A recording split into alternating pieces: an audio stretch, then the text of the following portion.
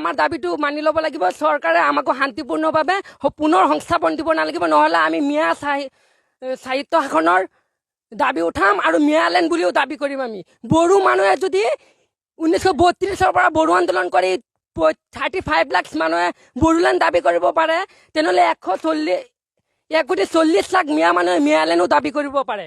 যদি এইবাৰ চৰকাৰ যদি আমাক পুনৰ সংস্থাপন নিদিয়ে, তেনেহ'লে চৰকাৰে এক ডাঙৰ বৃহৎ গণ আন্দোলনৰ সন্মুখীন হ'ব লাগিব। আমি মিয়া ছাত্ৰ পৰিষদে গোটেই অসমৰ লগত দিল্লী গোটেই ভাৰতবৰ্ষ কঁপাই তুলিম।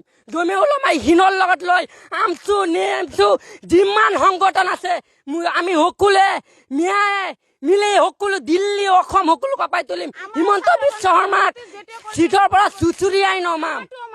আমাৰ চৰকাৰ হৈছে ৰাইজৰ কল্যাণৰ কাৰণে চৰকাৰ বনাইছো। বিদ্যাপুৰ টাউনখন এনে গঠন হোৱা নাইতো। 50 বছৰত এখন সভ্যতা গঠন হৈছে। আমি 2000 বছৰ আগৰ সভ্যতা পঢ়ি আছো।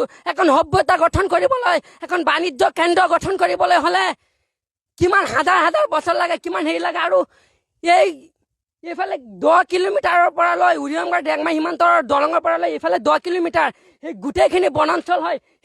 এইফালে আমাৰ পঞ্চায়তত 36 গাঁও আছে, তাৰ ভিতৰত 2খন গাঁও বনাঞ্চল হয়। বাকী গাঁও কি হ'ল?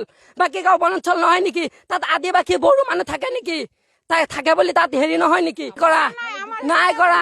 সকলোকে উচ্ছেদ কৰিব লাগে, সকলোকে পুনৰ সংস্থাপন দিব লাগে। নিদিয়ে। আমি তেতিয়াও মানি লৈছো আমাক সংস্থাপনো নিদিয়ে।